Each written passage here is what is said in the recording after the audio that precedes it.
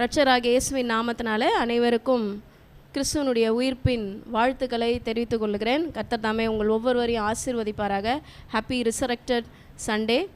இந்த ரிசரக்ஷன், இந்த உயிர்த்தெழுதல் என்று நம்ம பார்க்கும்பொழுது, இந்த உயிர்த்தெழுதல் தான் நம்முடைய வாழ்க்கைக்கே, ஒரு கிறிஸ்துவ வாழ்க்கைக்கே ஒரு அர்த்தத்தை கொடுக்கிறது. த resurrection gives my life the meaning and the direction.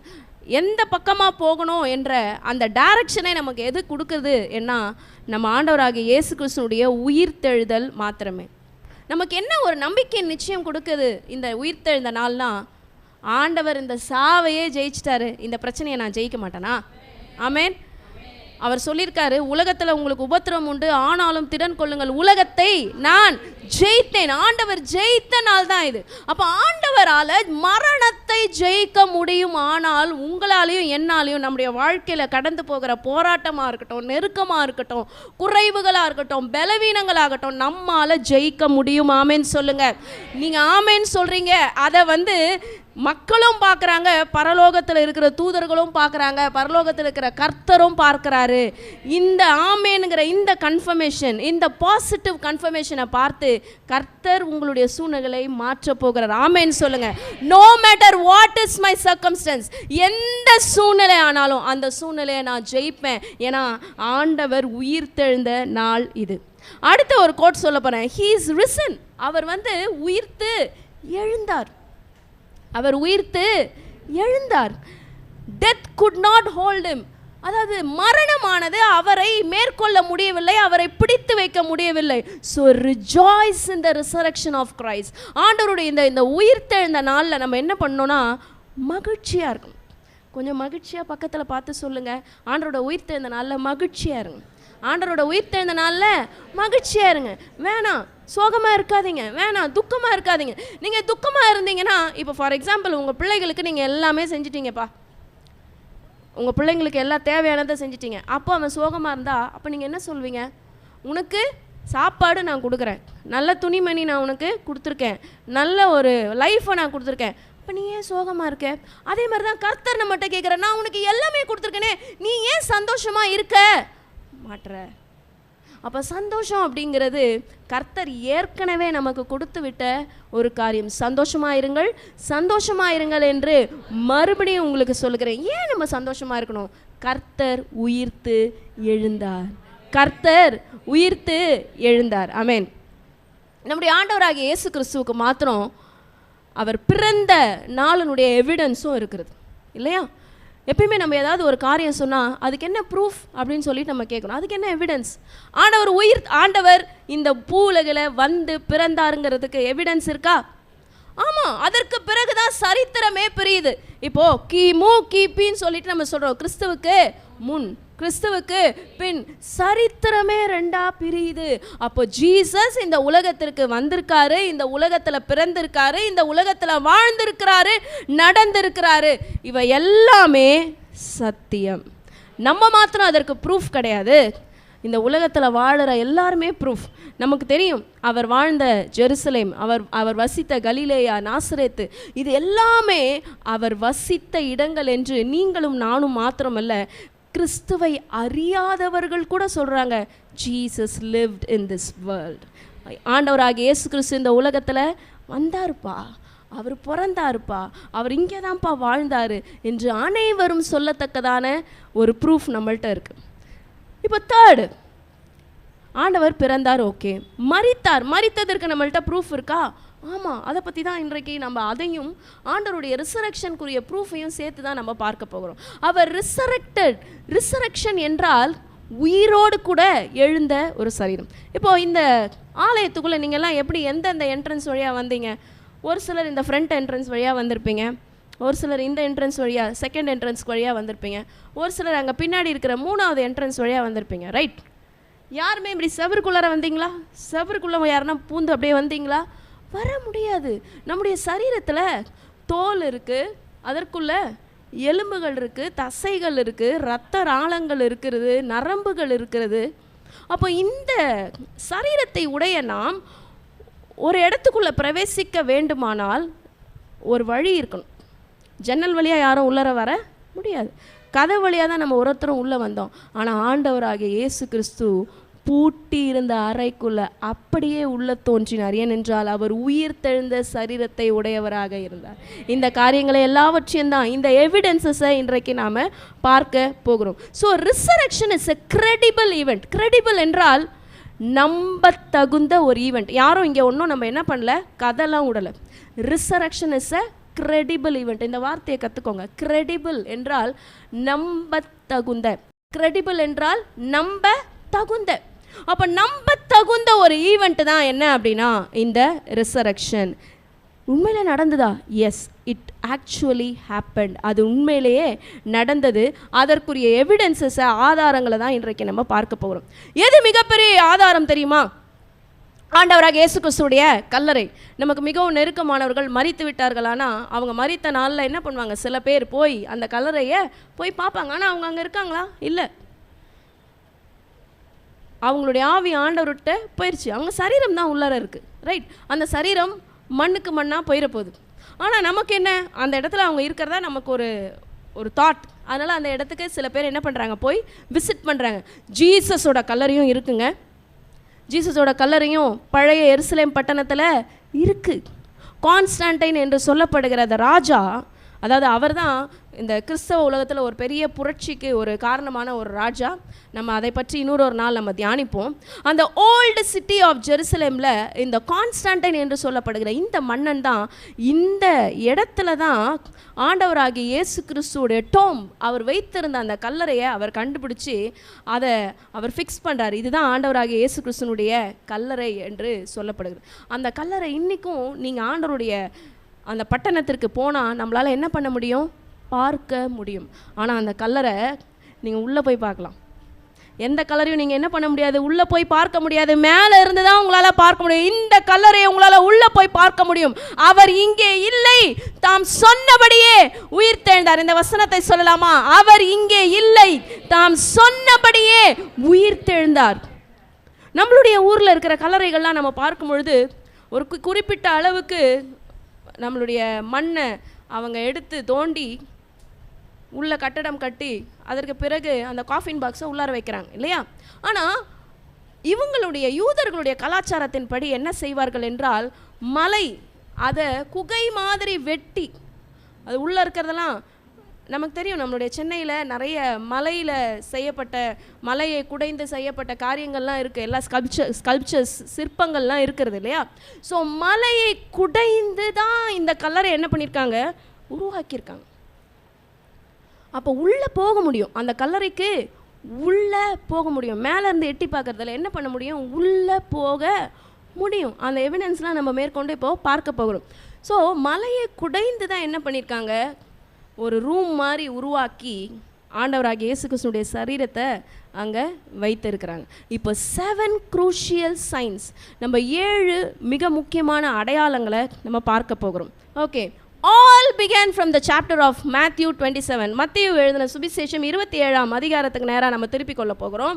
இந்த அதிகாரத்திலிருந்து ஒன்றன் பின் ஒன்றாக காரியங்களை நாம் தியானிக்க போகிறோம். அதற்கு முன்பாக ஒரு முக்கியமான வேத வசனத்தை, இந்த வசனம் வாசிக்காமல் எந்த ரிசரக்டட் சண்டேயோட மெசேஜும் இருக்க முடியாது. 1 கொரிந்தியருக்கு எழுதின நிருபம் 15ஆம் அதிகாரம் வசனங்கள் 55 முதல் 57. நம்ம எல்லாருமே வேதாகமத்தை எடுத்துக்கொள்ளலாம். திருப்பிக் கொள்ள போகிறோம். 1 கொரிந்தியர் 15 55லிருந்து 57 முடிய நம்ம எல்லாரும் சேர்ந்து வாசிக்கலாம். இந்த பைபிளை சேர்ந்து வாசிக்கிற இந்த பழக்கம் ரொம்ப முக்கியமான ஒரு பழக்கமாக இருக்கிறது. நம்ம எடுத்துக்கொள்ளலாம், திருப்பிக் கொள்ளலாம். நம்முடைய வேதாகமத்தில் மீதி பேருக்காக நம்ம வெயிட் பண்ணுவோம். 1 கொரிந்தியர் 15 வாசிக்கலாமா? புதிய ஏற்பாட்டில் 243ஆம் பக்கம் வாசிப்போம். மரணமே உன் கூர் எங்கே, பாதாளமே உன் ஜெயம் எங்கே? மரணத்தின் கூர் பாவம், பாவத்தின் பெலன் நியாயப்பிரமாணம். நம்முடைய கர்த்தராகிய இயேசு கிறிஸ்துவினாலே நமக்கு ஜெயம் கொடுக்கிற தேவனுக்கு ஸ்தோத்திரம். ஹல்லேலூயா. இப்போ நம்ம மத்தேயு எழுதின சுவிசேஷம் 27ஆம் அதிகாரத்துக்கு நம்ம வந்துடலாம். மரணமே உன் கூர் எங்கே, பாதாளமே உன் ஜெயம் எங்கே? இப்போ இந்த மத்தேயு 27 நம்ம பார்க்கும் பொழுது ட்ரையல் ஸ்டார்ட் ஆகுது. ஆண்டவராகிய இயேசு கிறிஸ்துவை கொலை செய்யும்படிக்கு பிரதான ஆசாரியர்கள், ஜனத்தின் மூப்பர்கள், இவங்கெல்லாம் என்ன பண்ணுறாங்க, ஸ்டார்ட் பண்ணுறாங்க. இந்த மத்தேயு 27 நம்ம திருப்பி கொள்ள போகிறோம். 27, 28 அப்படியே நம்ம தியானிக்க போகிறோம். கர்த்தர் உங்களை ஆசீர்வதிப்பாராக. நம்ம கொஞ்ச நேரம் தான் ஆண்டவருடைய வார்த்தையை கேட்க போகிறோம். இந்த வாரத்தில் நம்ம எத்தனையோ நாட்கள், எத்தனையோ மணித்துளிகள் எந்தெந்த காரியத்துக்காகவும் நம்ம செலவு பண்ணியிருக்கோம். ஜஸ்ட் ஒரு 40 மினிட்ஸ் தான் கர்த்தருடைய வார்த்தையை கேட்க போகிறோம். அதனால் விழிப்போடு கூட நம்ம இந்த வார்த்தையை கேட்க போகிறோம். ஸோ வாசிக்க போகிறோம். 27:1. விடியற் காலம் ஆன போது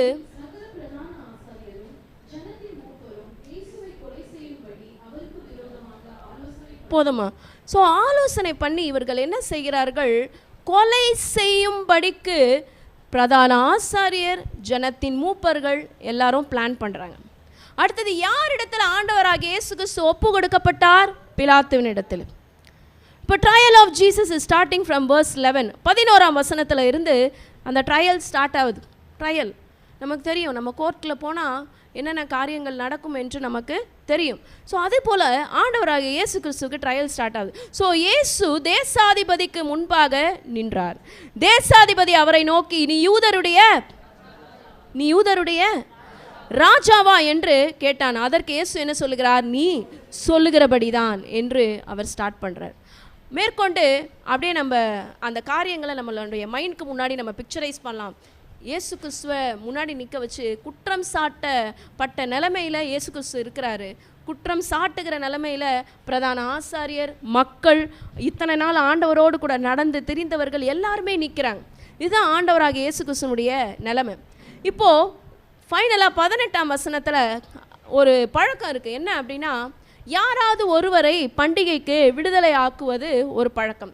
அப்போ பரபாசை நான் விடுதலை பண்ணட்டுமா என்று தேசாதிபதி கேட்கும் பொழுது அவங்க என்ன சொல்கிறாங்க? கிறிஸ்துவை விடுதலை பண்ண வேண்டுமா, கிறிஸ்து என்னப்பட்ட இயேசுவை விடுதலை பண்ணணுமா, இல்லை பரபாசை விடுதலை பண்ணணுமா அப்படின்னு கேட்கும் பொழுது அவங்க பரபாசை விடுதலை பண்ணணும்னு சொல்லிட்டாங்க. 22வது வசனத்தில் ஃபிக்ஸ் பண்ணுறாங்க ஜீசஸோட சென்டென்ஸு என்னன்னு, சிலுவையில் அறைய வேண்டும். 22வது வசனத்தை மார்க் பண்ணிக்கோங்க. சிலுவையில் அறைய வேண்டும். இப்போ சிலுவையில் அறைய வேண்டும் என்று இயேசு ஒப்பு கொடுக்கப்பட்ட போது பிலாத்து என்ன பண்ணுறாரு? கை கழுவுறாரு. இந்த நீதிமானுடைய இரத்தப்பழிக்கு, இந்த பரிசுத்தவானுடைய இரத்தப்பழிக்கு எனக்கும் இதுக்கும் சம்பந்தம் கிடையாது. கைகளை கழுவி இந்த இரத்தப்பழிக்கு நான் குற்றமற்றவன் என்று சொல்லுகிறான். 26லேருந்து ஸ்டார்ட் ஆகுது. இயேசுவை வாரினால் அடிப்பித்து சிலுவையில் அறையும்படிக்கு ஒப்பு கொடுத்தான். அப்போ இந்த வசனத்திலிருந்தே அவருடைய காரியங்கள் எல்லாம் ஸ்டார்ட் ஆச்சு. பரியாசம், நமக்கு பரியாசம் மாத்திரம் நம்மளால் டாலரேட் பண்ண முடியாத ஒரு விஷயம். நம்மளை பார்த்து ஒருத்தவங்க பரியாசம் பண்ணால் நம்மளால் டாலரேட் பண்ண முடியாது. ஆனால் பாருங்கள், பிதாவினுடைய ஒரே பேரான குமாரனாகிய இயேசு கிறிஸ்து உனக்காகவும் எனக்காகவும் பரியாசப்பட்டார். பரியாசம் பண்ணாங்க. சிம்பிள் பீப்புள், ஒன்றுத்துக்குமே பிரயோஜனம் இல்லாத மக்கள் யாரை பரியாசம் பண்ணாங்க?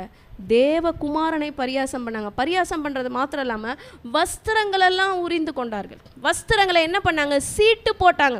ஆனால் இது எல்லாமே தீர்மானிக்கப்பட்டது தான். இது எல்லாமே தீர்மானிக்கப்பட்டது.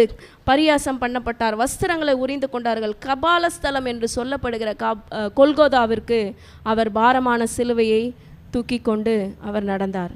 இந்த காரியங்கள் அனைத்தும் நமக்கு தெரியும். இதில் 51வது வசனம், இந்த வசனமும் முக்கியமான ஒரு வசனம். Children 22nd and 51st verse mark பண்ணிக்கோங்க. ஸோ 51st வசனத்தில் 51வது வசனத்தில் சொல்லப்படுகிறது, ஆண்டவராகிய இயேசு கிறிஸ்து தன்னுடைய ஆவியை விட்ட பிறகு, நம்ம குட் ஃப்ரைடே சர்வீஸ் அன்னைக்கு நம்ம இதெல்லாம் தியானித்தோம் இல்லையா?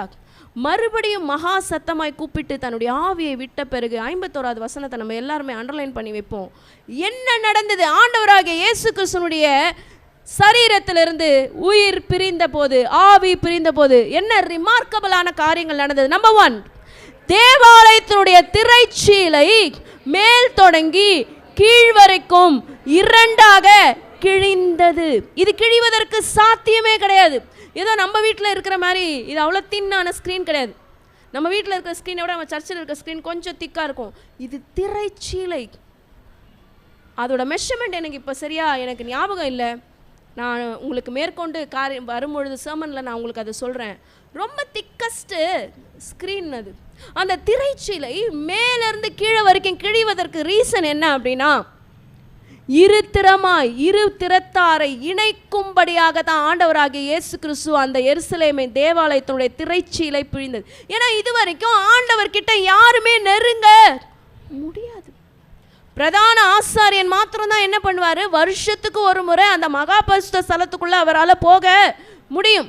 பரிசுத்த ஸ்தலத்துக்குள்ளே ஆசாரியர்களால் போக முடியும். அப்போ பொதுமக்கள் எல்லாம் எங்கே வரைக்கும் தான் போவாங்க, பிரகாரம் வரைக்கும் தான் போவாங்க. இதுதான் ஆலயத்தினுடைய செட்டப்பாக இருந்தது.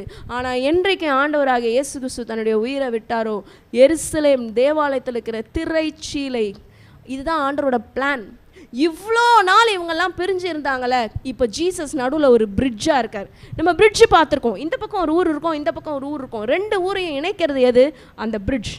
இந்த பக்கம் பாவம் இருக்குது, பாவத்தில் மக்கள் இருக்காங்க, இந்த பக்கம் தேவன் இருக்காங்க. இந்த மக்கள் தேவன் கிட்ட போகிறதுக்கு வாய்ப்பு இல்லை, ஏன்னா தேவன் பரிசுத்தமானவர்.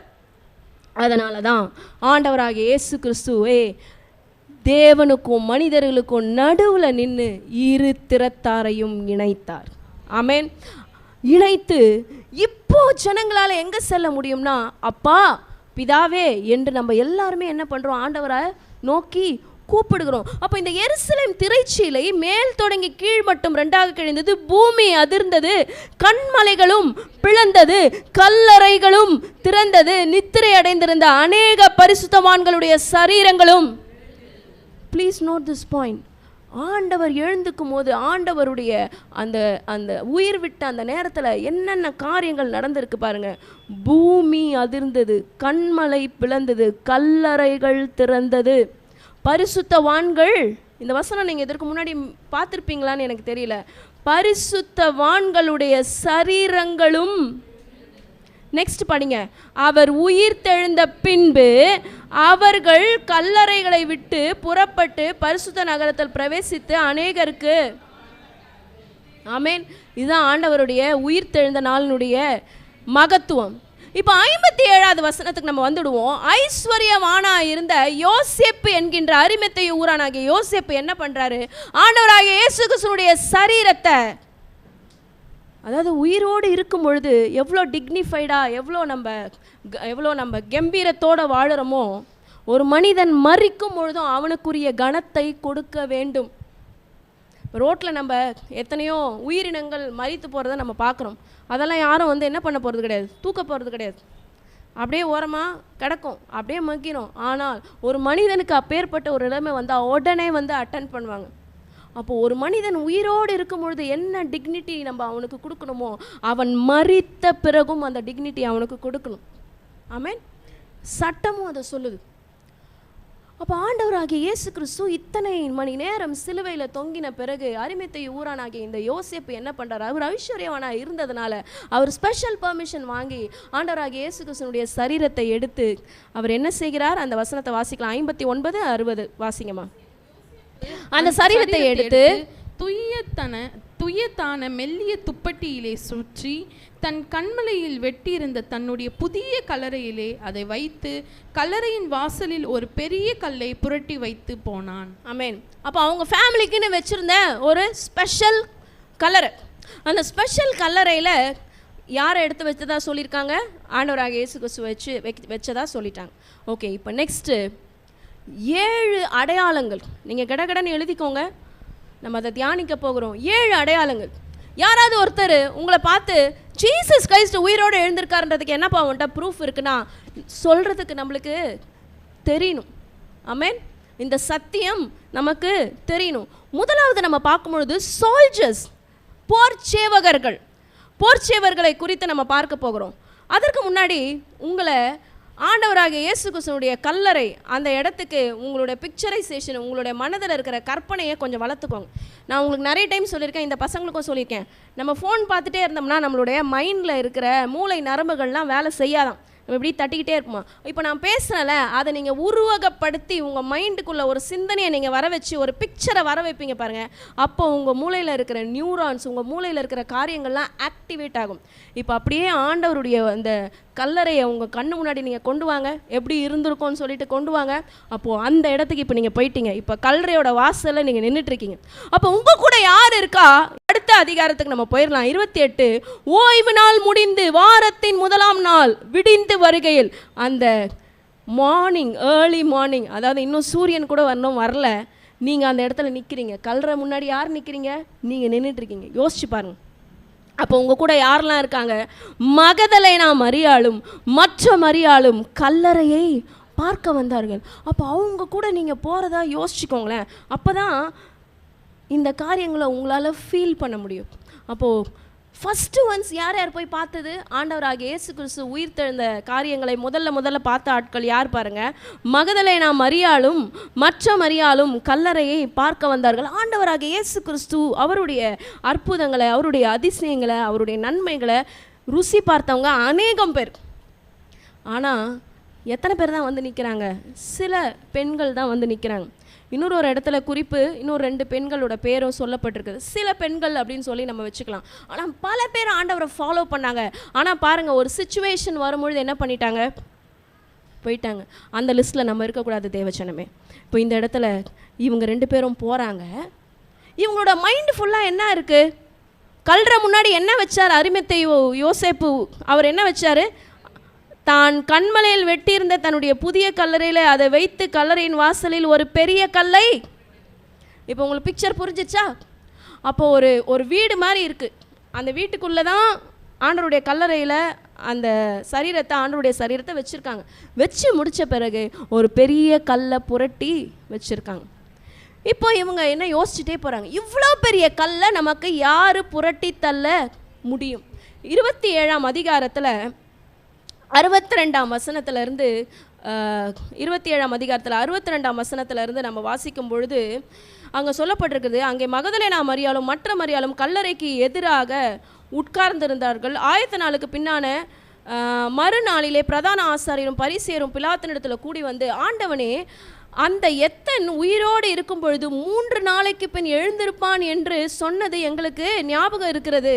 ஆதலால் அவனுடைய சீஷர்கள் ராத்திரியிலே வந்து அவனை களவாய் கொண்டு போய் மரித்தோரிலிருந்து எழுதான் என்று ஜனங்களுக்கு சொல்லாதபடிக்கு முந்தின எத்தை பார்க்கிலும் பிந்தின எத்து கொடிதாகாதபடிக்கு நீர் 3 நாள் வரைக்கும் கல்லறையை பத்திரப்படுத்தும்படிக்கு கட்டளையிட வேண்டும். அப்போ இப்போ என்ன பண்ணுறாங்க? Tight security.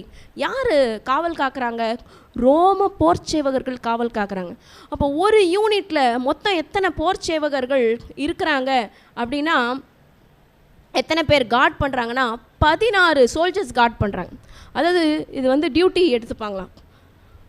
4 hours, 4 பேர் 4 மணி நேரத்துக்கு. அவ்வளோ டைட் செக்யூரிட்டியாக எதை பாதுகாக்கிறாங்க அப்படின்னா, ஆண்டவராகிய இயேசு கிறிஸ்துவினுடைய கல்லறையை பாதுகாக்கிறாங்க.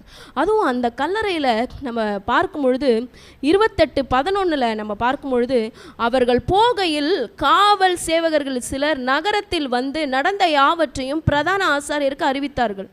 இங்கே என்ன நடக்குது? அப்போ ஆண்டவராகிய இயேசு கிறிஸ்துவை, அவருடைய சரீரத்தை பாதுகாக்கும்படிக்கு குறிப்பிக்கப்பட்ட இந்த 16 சோல்ஜர்ஸ்ன்னு சொல்லிட்டு நமக்கு ரிசர்ச் சொல்லுது.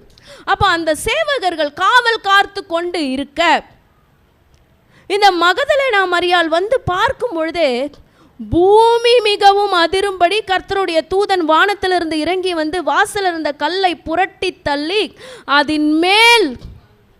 அப்போ யார் இந்த கல்லை புரட்டி தள்ளி இருக்கிறது? தேவதூதர். அவர் புரட்டி தள்ளி அவருடைய ரூபம் மின்னலை போலவும் அவருடைய வஸ்திரம் உறைந்த மழையை போலவும் வெண்மையாகவும் இருந்தது. காவலாளர் அவனுக்கு பயந்ததினால் திடுக்கிட்டு செத்தவர்கள் போல ஆனார்கள். தூதன் அந்த ஸ்திரீகளை பார்த்து, நீங்கள் பயப்படாது. அப்போ என்ன நடக்குது? இந்த சோல்ஜர்ஸ் இத்தனை பேர் இருக்கிறாங்க, ஆனால் அவர்களால் என்ன பண்ண முடியல? ஆண்டவருடைய இந்த சரீரத்தை உயிர்த்தெழுந்த போகிற இந்த ப்ராசஸை அவங்களால என்ன பண்ண முடியல? ஸ்டாப் பண்ண முடியல. அவங்க வெளியில தான் இருக்காங்க, இவ்வளோ டைட் செக்யூரிட்டி தான் இருக்குது. ஆனால் கர்த்தர் உள்ள இல்லை. மகதலேனா மரியாள் வந்து பார்க்கும் பொழுது சீல் வைக்கப்பட்டிருக்கிற கல்லறை. நமக்கு தெரியும் சீல் எப்படி வைப்பாங்க, நமக்கு தெரியும்.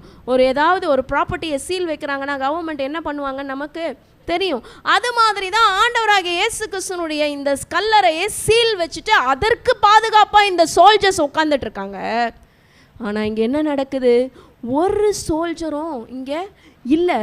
இங்கே நம்ம பார்க்குறோம் 11ஆம் வசனத்தில் அவங்க போய் நகரத்துக்குள்ளே வந்து எல்லாத்தையும் சொல்கிறாங்க, ஆண்டவர் இல்லை, ஆண்டவராகிய இயேசு கிறிஸ்து உயிர்த்தெழுந்தார் என்று மகதலேனா மரியாளும் அவருடைய சீஷர்கள் மாத்திரம் சொல்லலை, இந்த கல்லறையை காவல் காத்த இந்த போர் சேவகர்களும் போய் சொல்கிறாங்க.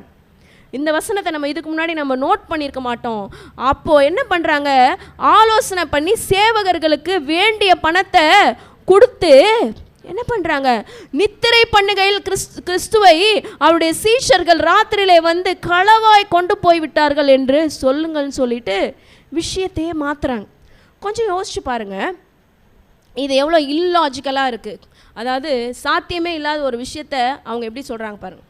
சரி, சோல்ஜர்ஸ் தூங்குறாங்கன்னு வச்சுக்கோங்களேன். இப்போ 16 பேர் நம்ம சொன்னோம் இல்லையா, அந்த 16 சோல்ஜர்ஸும் தூங்குனாங்க அப்படின்னா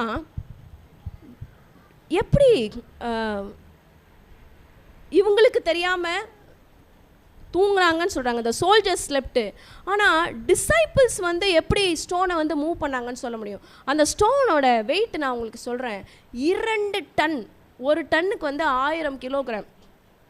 அப்போ இவ்வளோ பெரிய கல்லை என்ன பண்ண முடியாது, சாதாரணமான மக்கள், சில மக்களால் என்ன பண்ண முடியாது, மூவ் பண்ண முடியாது. அப்போ இந்த கல்லை புரட்டி உள்ளேருந்து களவாய் கொண்டு போகிற வரைக்கும் அப்போ நீங்கள் தூங்கிட்டு இருந்தீங்களா? சரி, அப்படி அவங்க தூங்கிட்டு இருந்தாங்கன்னா இவங்க தான் கொண்டு போனாங்கன்றதை அவங்க எப்படி வந்து சொல்ல முடியும்? அப்போது இவங்க சொல்கிறது எல்லாமே முன்னுக்கு பின் முரணாக இருக்கிறது. அப்போ முதல் ப்ரூஃப் என்ன, இந்த சோல்ஜர்ஸே வந்து சொல்லிட்டாங்க ஆண்டவர் உயிரோடு கூட எழுந்துட்டார். அவங்க டிசைபிள்ஸ் மாத்திரம் இல்லை, சோல்ஜர்ஸே வந்து சொல்லிட்டாங்க. நெக்ஸ்ட்டு நம்ம அந்த சீல் பற்றி பார்க்க போகிறோம், அந்த முத்திரை பற்றி பார்க்க போகிறோம். 27:66 சொல்லப்படுகிறது, வசனம் சொல்லுகிறது பாருங்கள். ஆதலால் அவர்கள் போய் கல்லுக்கு முத்திரை போட்டு காவல் வைத்து கல்லறையை பத்திரப்படுத்தினார்கள். ஆண்டவராகிய இயேசு கிறிஸ்துவை உள்ளே வச்சிட்ட பிறகு, அந்த கல்லை புரட்டி தள்ளிட்ட பிறகு, யோசேப்பு, அந்த அரிமத்தை ஊரானாகிய யோசேப்பு என்ன பண்ணிட்டாரு, கல்லை வச்சிட்டாரு. ஆனால் அந்த கல்லுக்கு அவர் சீல் எல்லாம் போடலை. ஆனால் இந்த சீல் போட்டது யார்? Roman government. அப்போ அவங்க என்ன பண்ணுறாங்க, அந்த டோம்பை, ஆண்டவராகிய இயேசு கிறிஸ்துவோட அந்த கல்லறையை எவ்வளோ பாதுகாப்பாக வைக்க முடியுமோ அவ்வளோ பாதுகாப்பு. சில இடத்துக்கெல்லாம் போனீங்கன்னா நார்மலான பப்ளிக் போக முடியாது. அவங்க சொல்லுவாங்க இது வந்து விஐபி ஜோன், இந்த இடத்துல விஐபிஸ் மட்டும்தான். இப்போது சில நம்மளுடைய தலைவர்கள்லாம் வராங்கன்னா அவங்களுக்குன்னு தனியாக ஒரு என்ட்ரி இருக்கும், பப்ளிக்குன்னு தனியாக ஒரு என்ட்ரி இருக்கும். அப்போது அந்த மாதிரி தான் அவ்வளோ செக்யூராக இந்த சீலை வச்சு இந்த ஸ்டோனை, இந்த கல்லை அவங்க பாதுகாத்து கொண்டு இருக்கிறாங்க.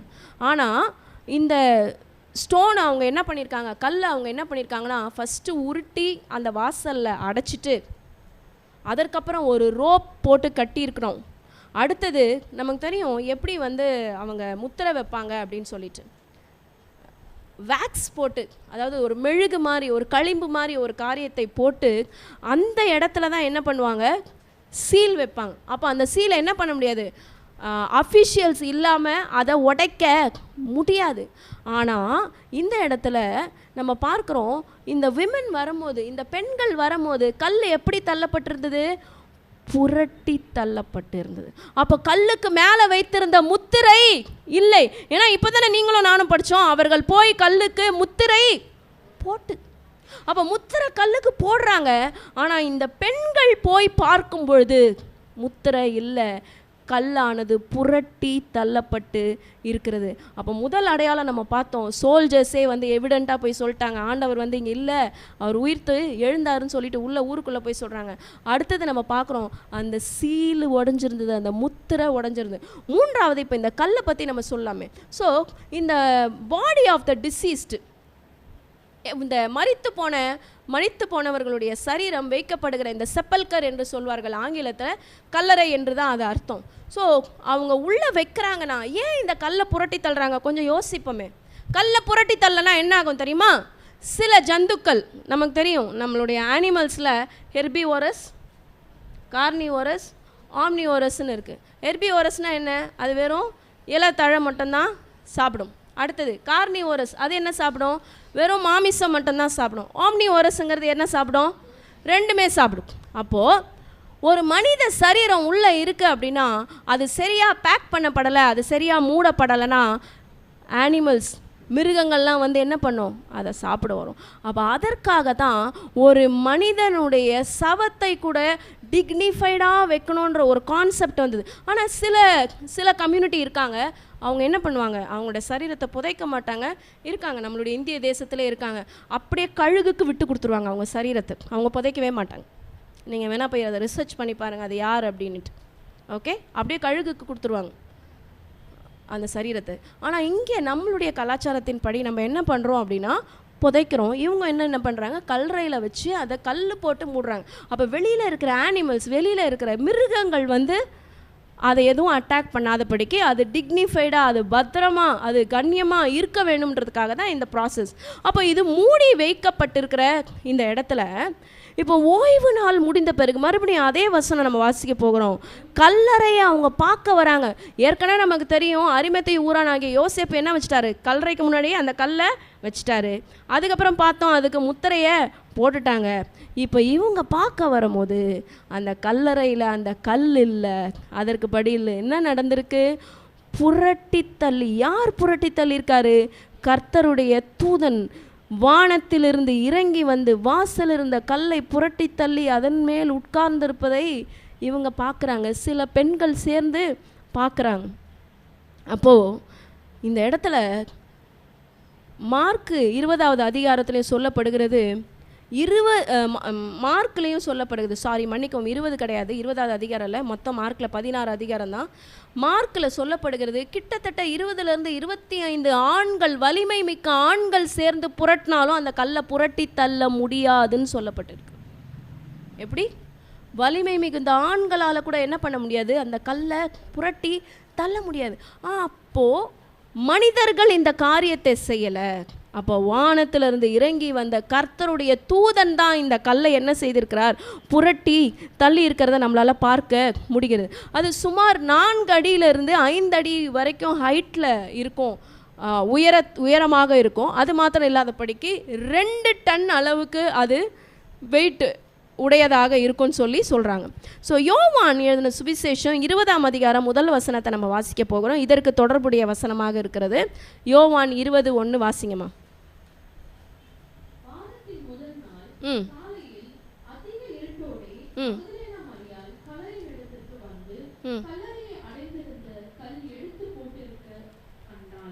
இப்போ இந்த இடத்துலையும் யோவானுடைய குறிப்பிலும் சொல்லப்பட்டிருக்கிறது, மத்தேயுனுடைய குறிப்பிலும் சொல்லப்பட்டிருக்கிறது, மார்க்கனுடைய குறிப்பிலையும் சொல்லப்பட்டிருக்கிறது.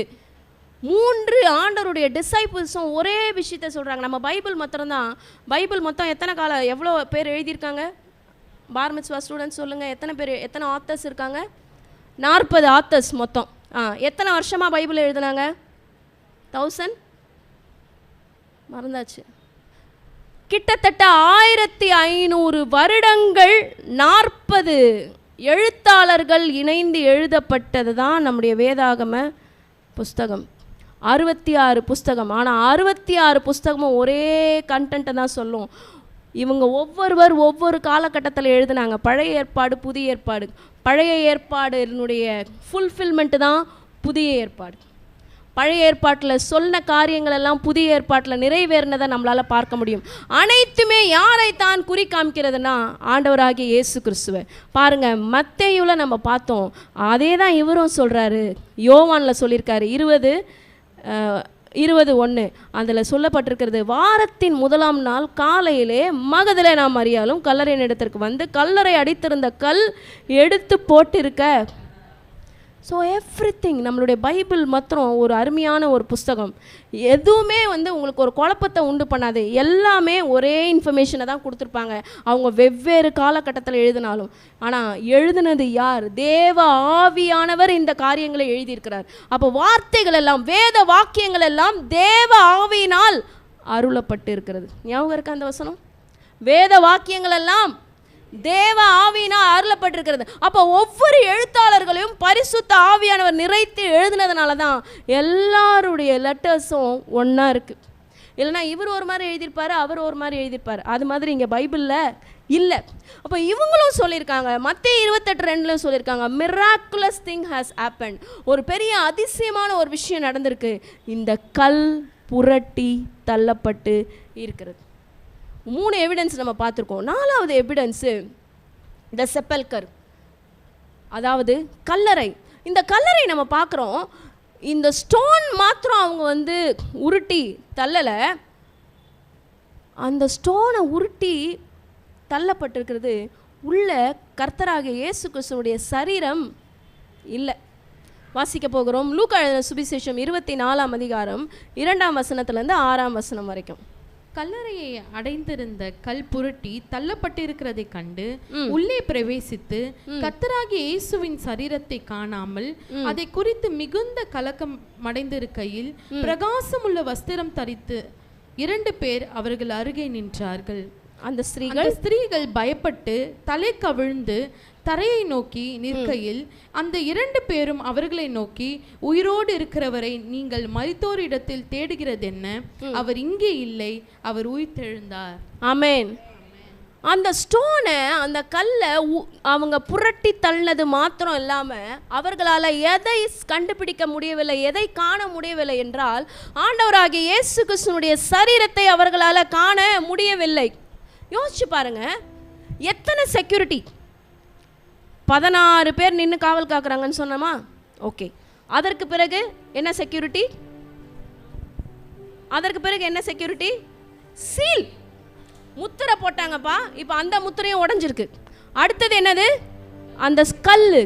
அப்போ இந்த 3 செக்யூரிட்டியை தாண்டி, இந்த கல்லறையும் தாண்டி, இந்த கல்லறைக்கு உள்ளே வைக்கப்பட்ட இந்த 4 செக்யூரிட்டியை தாண்டி கல்லறைக்கு உள்ளே வைக்கப்பட்டிருந்த ஆண்டவராகிய இயேசு கிறிஸ்துவுடைய சரீரம் இல்லை. கல்லறை திறந்திடவே கடும் சேவகர் பயந்திடவே. எல்லாரும் பாட போகிறோம். எல்லாரும் please sing with me. சேவகர் பயந்திடவே வல்லவரேசு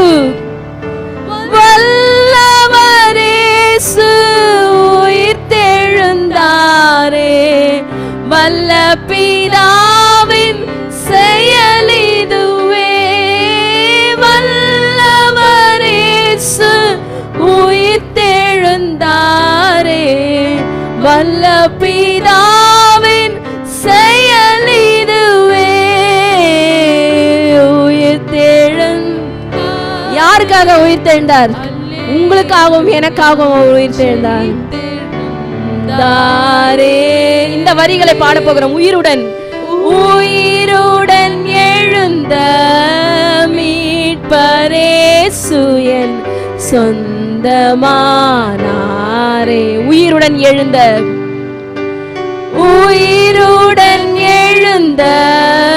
மீட்பரேசு என் சொந்தமானாரே. உயிர்த்தெழுந்தாரே. அப்போ இத்தனை செக்யூரிட்டியை தாண்டி ஆண்டவராகிய இயேசு கிறிஸ்துவுடைய சரீரம் காணுங்க.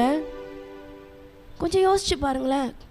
இவ்வளோ பேர் காவல் காக்குறாங்க, முத்திரை வச்சுருக்கிறாங்க, இவ்வளோ பேரை கல் வச்சுருக்காங்க, கல்லறைக்குள்ளே அந்த இந்த சீலையை சுற்றி வச்சுருக்காங்க. அவரோட சரீரத்தை மாத்திரம் காணும். அப்போ இது ஏதோ ஒரு மனிதனுடைய செயல் அல்ல. அவங்க சொல்கிற மாதிரி களவாய் கொண்டு போயிட்டாங்க அப்படின்னு சொன்னப்பட்ட மனிதருடைய செயல் அல்ல. It is the divine work of the father. ஏற்கனவே தீர்மானத்தப்படி ஆண்டவரால் நிறைவேற்றப்பட்ட காரியங்கள் தான் இந்த காரியம். இப்போ நெக்ஸ்ட் நம்ம பார்க்க போகிறோம் த ஷ்ரவுட் ஆஃப் டியூரின் என்று ஆங்கிலத்தில் சொல்வார்கள். சவப்போர்வை அப்படின்னு நம்ம தூய தமிழில் சொல்லலாம். நமக்கு புரிஞ்ச மாதிரி சொல்லணும் அப்படின்னா, ஜீசஸ் கிரைஸ்ட்டை அவருடைய பாடியை என்ன சுற்றி வச்சாங்க? சீலையை சுற்றி வச்சாங்கல்ல. இந்த சீலை எப்படிப்பட்டது அப்படின்னு சொன்னால், நம்மளுடைய பழக்கத்தில் அந்த மாதிரி கிடையாது. பட் நீங்கள் இந்த ஈஜிப்சியன் மம்மீஸ்லலாம் நீங்கள் பார்த்துருப்பீங்க. நீங்கள் நேரில் பார்க்கலனாலும் கண்டிப்பாக பிக்சரில் பார்த்துருப்பீங்க, ரைட்?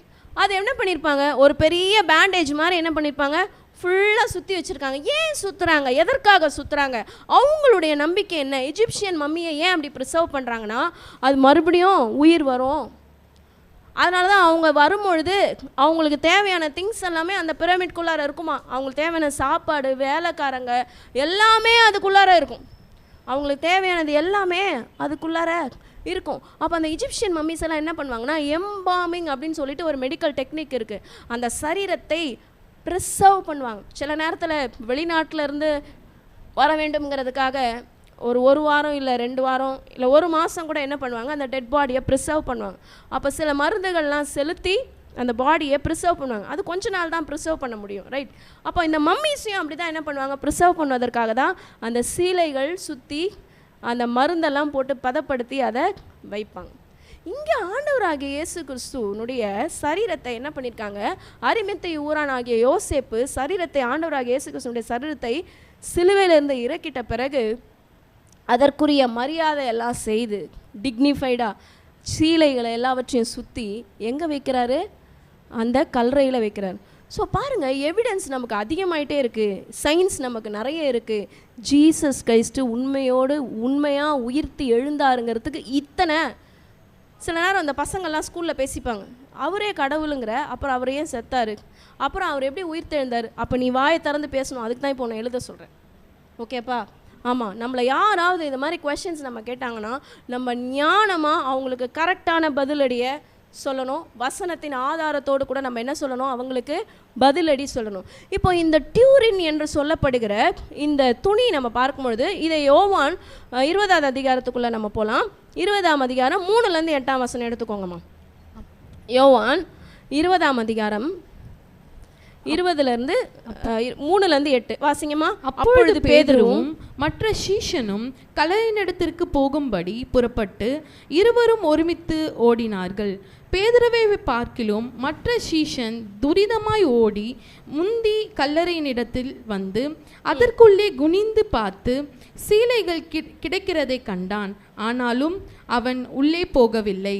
சீமோன் பேதுரு அவனுக்கு பின்னே வந்து கல்லறைக்குள்ளே பிரவேசித்து சீலைகள் கிடைக்கிறதையும் அவருடைய தலையில் சுற்றியிருந்த சீலை மற்ற சீலைகளுடனே வைத்திராமல் தனியே ஒரு இடத்திலே சுருட்டி வைத்திருக்கிறதையும் கண்டான். முந்தி கல்லறையின் இடத்திற்கு வந்த மற்ற சீஷனும் அப்பொழுது உள்ளே பிரவேசித்து கண்டு விசுவாசித்தான். இத்தனை தடைகளையும் தாண்டி ஆண்டவராகிய இயேசு கிறிஸ்துவினுடைய சரீரத்தை காணும். ஆனால் பாருங்க, ஆண்டவராகிய இயேசு கிறிஸ்துவினுடைய சரீரத்தை தான் காணும். ஆனால் அவருடைய சரீரத்தை சுற்றி வைக்கப்பட்டிருந்த திரைச்சீலை அந்த இடத்துலயே தான் இருக்கு. அப்போ அந்த திரைச்சீலைக்கு உள்ள கொஞ்சம் டீப்பாக என் கூட டிராவல் பண்ணுங்க. அந்த திரைச்சீலைக்குள்ள இருந்த அந்த சரீரம் மாத்திரம் காணும். It has gone. அந்த திரைச்சீலை மாத்திரம் அப்படியே இருக்கு. யோசிச்சு பாருங்க, சரீரத்தில் போட்டிருந்த உடை இருக்கு. அந்த உடல் அந்த சரீரத்தை போட்டிருந்து பாருங்க, அந்த உடல் மாத்திரம் காணும். ஆனால் அந்த உடை அப்படியே இருக்கிறது. அப்போ கிறிஸ்து மறுபடியும் வரப்போறேன்னு சொல்கிறார்ல, அவருடைய மனவாட்டியை சந்திக்க வரப்போகிறார்ல, நீங்களும் நானும் ஆயத்தமாக வெயிட் பண்ணிக்கிட்டு இருக்கோம்ல. நான் சொல்கிறது 2ஆம் வருகை அல்ல, ரகசிய வருகை. அவர் வரும்போதே இதே மாதிரி தான் நடக்கும். இந்த பசங்கள்லாம் ஸ்கூலில் உட்காந்துருப்பாங்க, அப்படியே காணாமல் போயிடுவாங்க, அவங்க துணி மட்டும் அப்படியே இருக்கும். நடக்கும்டா. அவங்க எங்கே ஆஃபீஸில் இருக்கீங்களோ, ஸ்கூலில் இருக்கீங்களோ, யூனிவர்சிட்டியில் இருக்கீங்களோ, இல்லை பஸ்ஸில் ட்ராவல் பண்ணிகிட்டு இருக்கீங்களோ, எங்கே ட்ராவல் பண்ணிகிட்டு இருக்கீங்களோ, அப்படியே கர்த்தருடைய பிள்ளைகள் அப்படியே நம்ம எடுத்துக்கொள்ளப்படுவோம். இந்த உலகத்தில் கைவிடப்பட்டவர்கள் மீதியாக இருப்பாங்க. இதுக்கெல்லாம் அடையாளமாக தான் அன்னைக்கே பாருங்கள் ஆண்டவர் சொல்லிட்டு போயிருக்காரு. அப்போ திரைச்சீலைகள் அந்த இடத்துல தான் இருக்குது. ஆனால் ஆண்டவருடைய சரீரத்தை மாத்திரம் காணோம். The body has gone but it has not been stolen. அது களவாய் கொண்டு போகப்படவில்லை என்றது உங்களுக்கு புரிஞ்சிருச்சா? களவா கொண்டு போனாங்கன்னா அப்படியே தானே தூக்கிட்டு போயிருப்பாங்க. களவா கொண்டு போனாங்கன்னா அப்படியே தானே தூக்கிட்டு போயிருப்பாங்க. களவா கொண்டு போலங்க ஆண்டவருடைய சரீரத்தை. அவருடைய சரீரம் உயிர்த்தி எழுந்த சரீரம். அந்த திரைச்சீலை மாத்திரம் இருக்கு. So the body has to pass through the cloth, leaving them as we see them now. So it is not stolen. அது களவாய் கொண்டு போகப்படவில்லை. நமக்கு தெரியும்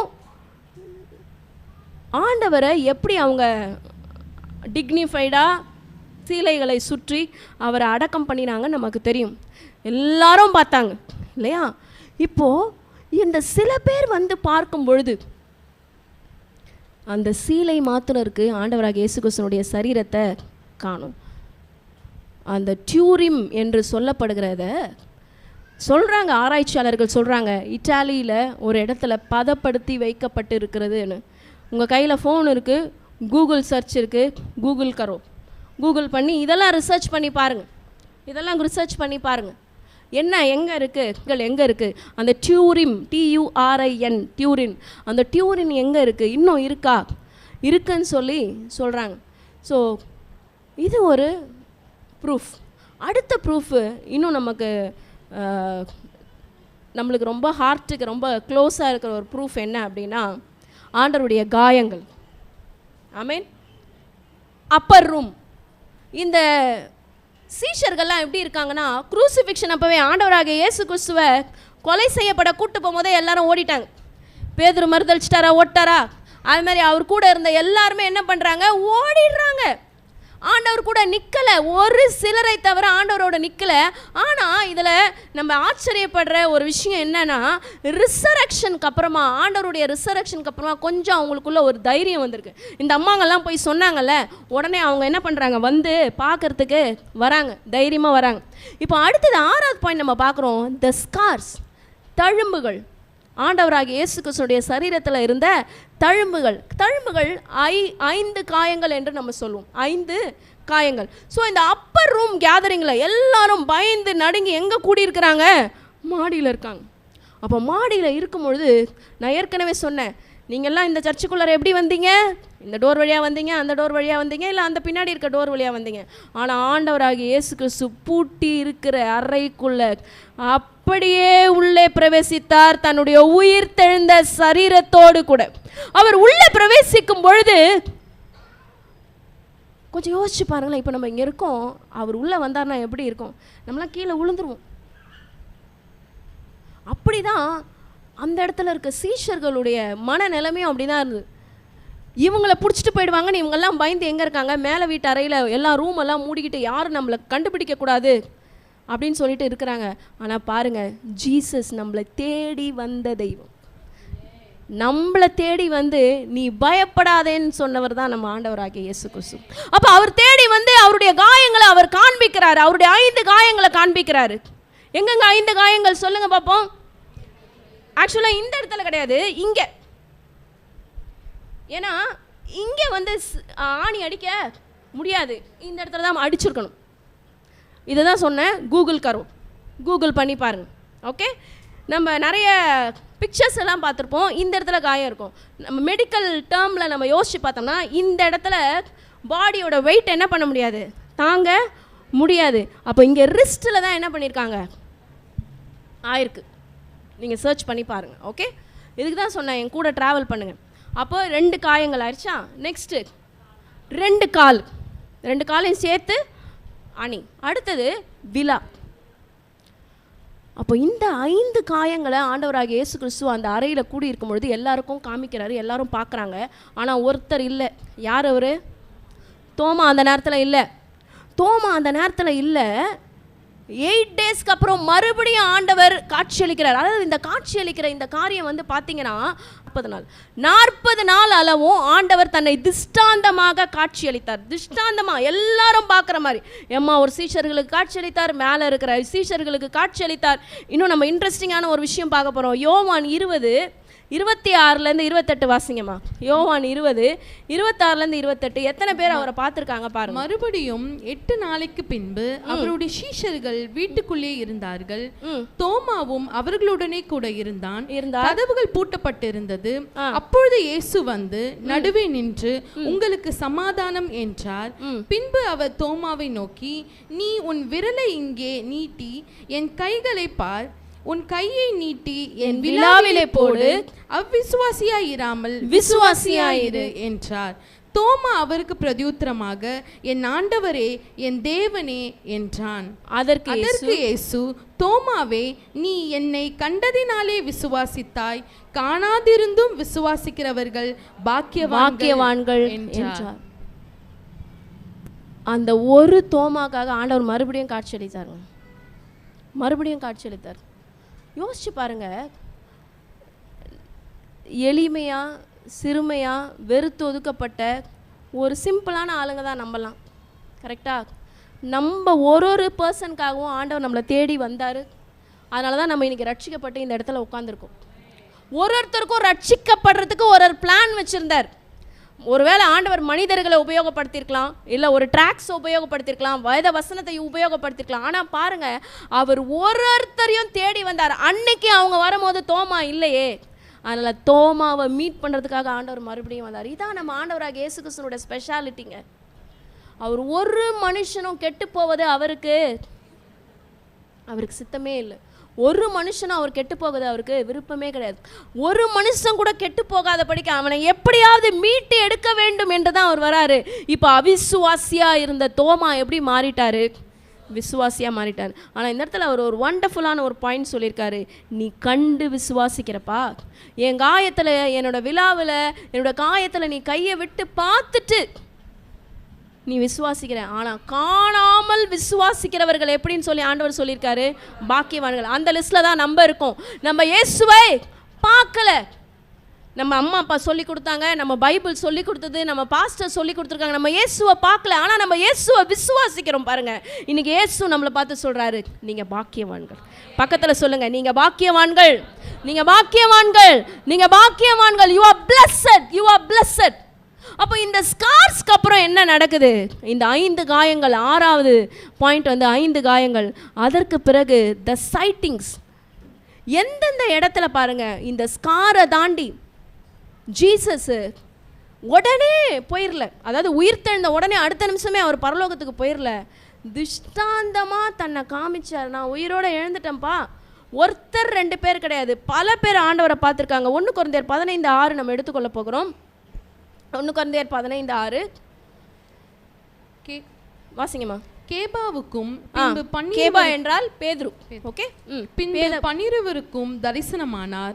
அதன் பின்பு அவர் 500 பேருக்கு அதிகமான சகோதரருக்கும் ஒரே வேளையில் தரிசனமானார்.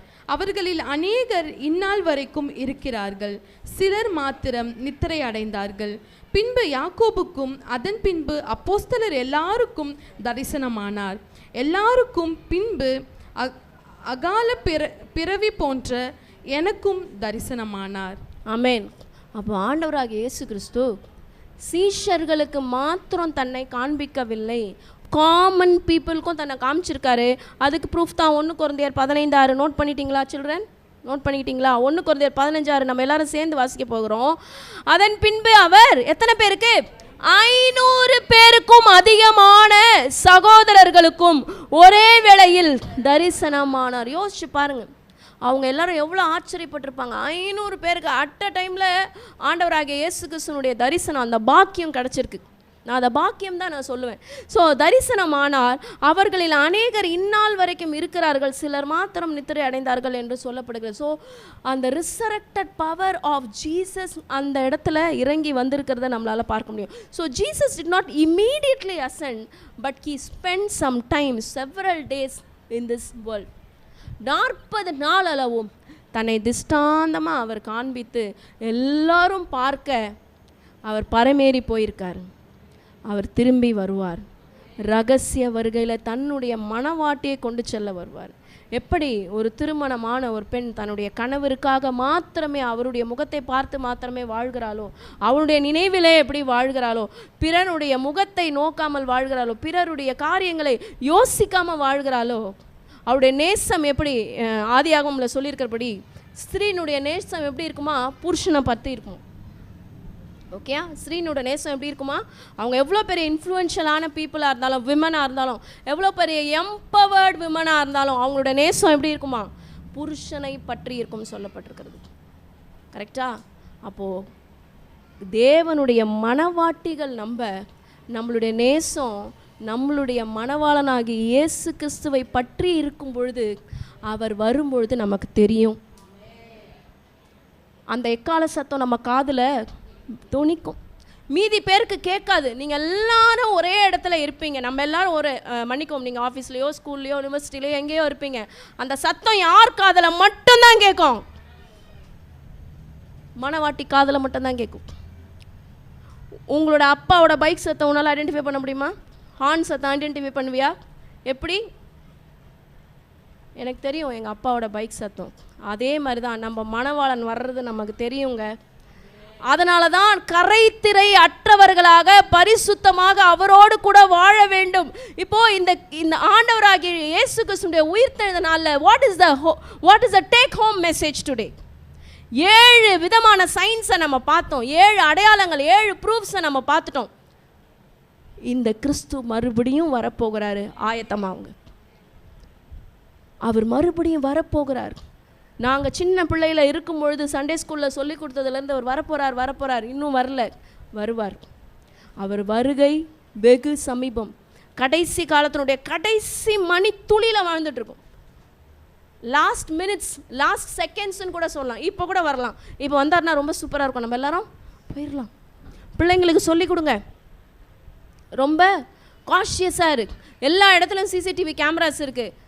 சிசிடிவி கேமராவோட பவர்ஃபுல் நம்ம ஆண்டவருடைய கண்கள். பூமி எங்கும் அவருடைய கண்கள் உலாவி கொண்டு இருக்கிறது மறந்துடாதீங்க. நம்ம யார் யார் என்னென்ன காரியங்களை எங்கெங்கே செஞ்சுக்கிட்டு இருக்கோன்றது அவருக்கு தெரியும். நம்மளோட ஆட்டிடியூட்ஸ் அவருக்கு தெரியும். உங்களோட சிந்தைகளை பரிசுத்தமாக வச்சுக்கோங்க. The most important is your mind. வெளியில் தெரியாது, அவங்க என்ன யோசிக்கிறாங்கன்னு எனக்கு தெரியாது. நான் என்ன யோசிக்கிறேன் அவங்கள பற்றி தெரியாது. நான் வாயை திறந்து சொன்னால் தான் அவங்களுக்கு தெரியும், அவங்க வாயை திறந்து சொன்னால் தான் எனக்கு தெரியும். ஆனால் யாருக்கு எல்லாமே தெரியும்? He knows everything, the in and out about ourselves. அப்போது அவருடைய மனவாட்டியாக நம்ம வாழும் பொழுது அவர் வந்து நம்மை கொண்டு செல்ல வருவார். A big question before you. நீங்கள் உண்மையிலே ஆண்டோட பிரைடாக வாழ்கிறீங்களா? இல்லைனா இப்போ ஒப்பு கொடுக்க போகிறோம். ஆண்டவரே, இது வரைக்கும் நான் உங்களோட பிரைடாக, உங்களோட மனவாட்டியாக நான் வாழலப்பா. இந்த நிமிஷத்துலேருந்து, இந்த உயிர்த்தெழுந்த இந்த நாளில், இந்த நன்னாளில் இருந்து உங்கள் மனவாட்டியாக வாழும்படிக்கு நான் என்னை ஒப்பு கொடுக்குறேன். இந்த நிமிஷம் நம்ம ஒப்பு கொடுத்தோம்னா கூட அவர் தன்னுடைய விலையேறப்பட்ட ரத்தத்தை ஊற்றி நம்முடைய காரியங்கள் எல்லாவற்றையுமே மாற்ற அவரால் முடியும். ஏன் நம்மளால் முடியாது? நம்மளால் நம்முடைய பாவத்தை ஜெயிக்க முடியாது, நம்மளால் நம்முடைய ரோகங்களை ஜெயிக்க முடியாது, சாபங்களை ஜெயிக்க முடியாது. நீ பண்ண வேணாமா? அவர் ஆல்ரெடி பண்ணி முடிச்சிட்டார். He did it in the cross. It is finished. அப்படியே எழும்பி நின்று இந்த உயிர்த்தெழுந்த ஆண்டவரை ஆராதித்து, இந்த உயிர்த்தெழுந்த ஆண்டவருடைய வல்லமையை பெற்றுக்கொண்டு வாழ்க்கை மாற்றப்பட்டவர்களாக நம்ம இங்கிருந்து செல்ல போகிறோம். உயிரோடு எழுந்தவரே, உம்மை ஆராதனை செய்கிறோம்.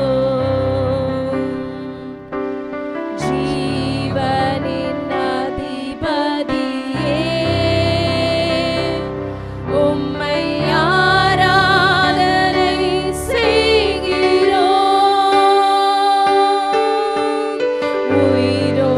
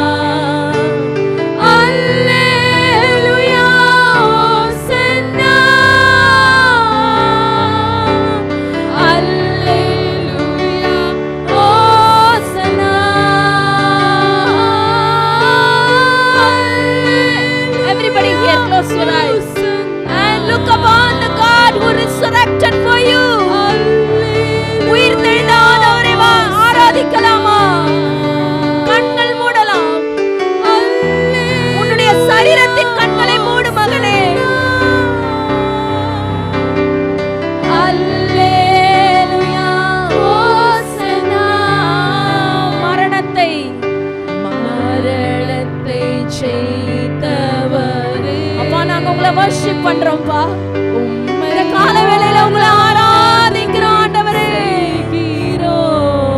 பாதாளம் பாதாளம் அவரால பாதாளத்தை கூட ஜெயிக்க முடியணும்.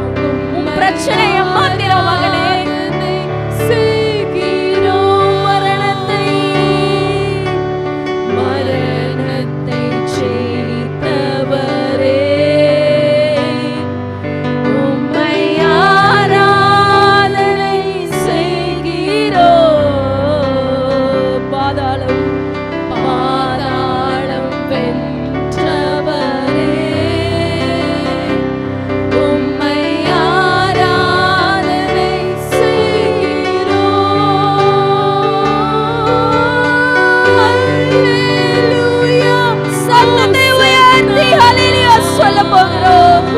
சத்தத்தை உயர்த்தி அவரை வர்ஷிப் பண்ண போறோம்.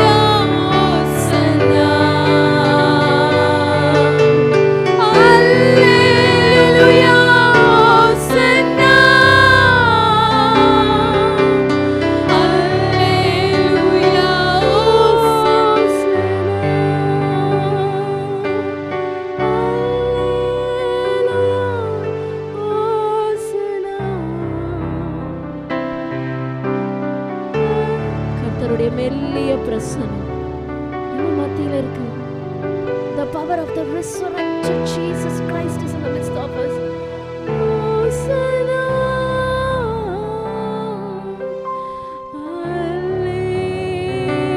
Hallelujah, Hosanna.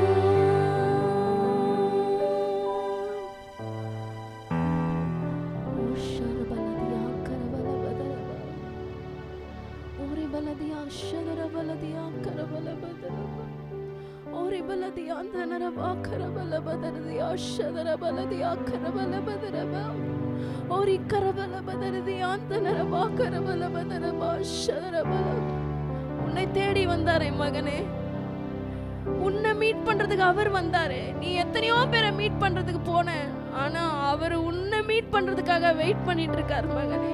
இன்றைக்கு உன்னோட வாழ்க்கைய அவர்கிட்ட ஒப்பு கொடுப்பாயா? இந்த உயிர் தெழுந்த ஆண்டவராகிய இயேசு கிறிஸ்துவின் இந்த உயிர் தெழுந்த நன்னாளில உன் வாழ்க்கையை அவருக்கு ஒப்புவித்து பரிசுத்தமாக வாழ்வேன் என்று ஒப்பு கொடுப்பாயா? இந்த முழு உலகமும் பாவத்துல, இந்த முழு உலகமும் வேசித்தனத்துல, விபச்சாரத்துல, அடிமைத்தனத்துல, சத்துருடைய இருளின் அதிகாரத்துல இருக்கும் பொழுது நீயும் நானும் ஆண்டவருடைய பிள்ளைகளாக வாழ்வேன் என்று இன்றைக்கு நீ ஒப்பு கொடுப்பாயா? கரை திரையற்ற பரிசுத்தமான மனவாட்டியாக வாழ இன்றைக்கு நீ ஒப்பு கொடுப்பாயா? Yes, Jesus is asking you, my beloved son. Jesus is asking you, my beloved daughter. Yes, he is asking you. எனக்காக நீ வாழ்வியாப்பா? எனக்காக நீ வாழ்வியாமா?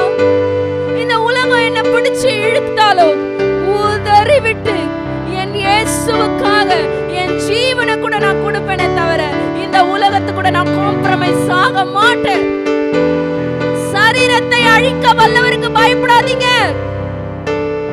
இந்த சரீரத்தால் மனுஷங்களால அழிக்க முடியும், ஆனா நரகத்துல தள்ளுறதுக்கு யாருக்கு பவர் இருக்குன்னா ஜீசஸ்க்கு பவர் இருக்கு. பயப்படுங்க, பாவத்துக்கு பயப்படுங்க, விலகி ஓடுங்க. அன்னைக்கு எப்படி யோசேப்பு பாவத்துக்கு விலகி ஓடினாரோ, பரிசுத்தமான தேவனுடைய பிள்ளைகளாக இருக்கிற நாமும் பரிசுத்தமா நம்மள காத்து கொள்ளலாமே. வாலிப பிள்ளையே, வாலிப தம்பி, குடும்ப தலைவர்களே, குடும்ப தலைவியே, அருமையான பிள்ளைகளே, சிறு குழந்தைகளே, let's give our life to Jesus Christ.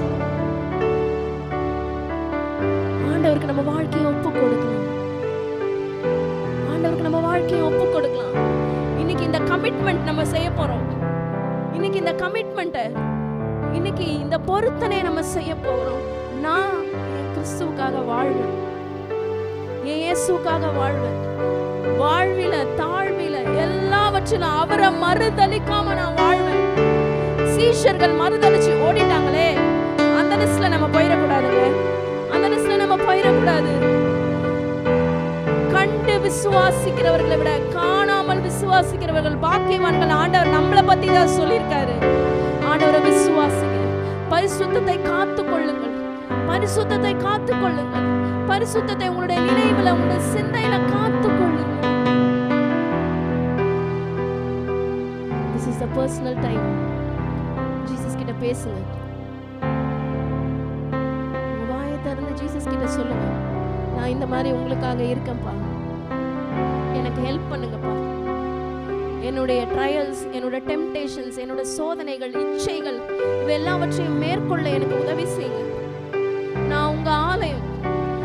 Let's declare, நான் இயேசுவின் ஆலயம், நான் இயேசுவின் ஆலயம், நான் இயேசுவினுடைய ஆலயம், நான் தேவனுடைய ஆலயம். இந்த தேவனுடைய ஆலயத்துக்குள்ள பரிசுத்த ஆவியானவருக்கு மாத்திரம் தான் இடம் இருக்கு.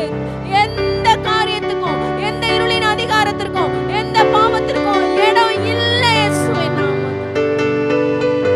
It is a very happy day today that Jesus has resurrected for you and me. It is a very happy day. இன்னைக்கு ரொம்ப சந்தோஷமான நாள். உன்னுடைய பாவம் கழுவினாரே, உன்னுடைய நோய்களை நீக்கினாரே. இது ஒரு சந்தோஷமான நாள். இதுல களி கூர்ந்து சந்தோஷமா இருங்கள். கர்த்தருக்குள்ள சந்தோஷமா இருங்கள். எங்கள் அன்பின் தகப்பனே, இந்த வேளையில எங்களுடைய வாழ்க்கையை உம்முடைய கரங்கள்ல ஒப்பு கொடுக்கிறோம் அப்பா. நான் உமக்கு சொந்தம், நான் உமக்கு சொந்தம். நம்ம வாய்களை திறந்து சொல்ல போறோம், நான் இயேசுவுக்கு சொந்தம். I belong to Jesus and Jesus alone. வேற யாருக்கும் நான் சொந்தம் இல்லப்பா, உங்களுக்கு சொந்தம்ப்பா. என்னை நீங்க நடத்துங்க. என் மீது உம்முடைய கண்களை வைத்து ஆலோசனை சொல்லி வழி நடத்துங்க. என்னை பாதுகாத்து கொள்ளுங்க, என்னை பலப்படுத்துங்க, எனக்கு சகாயம் பண்ணுங்க. நீதியின் வலது கரத்தினால என்னை தாங்குங்கப்பா.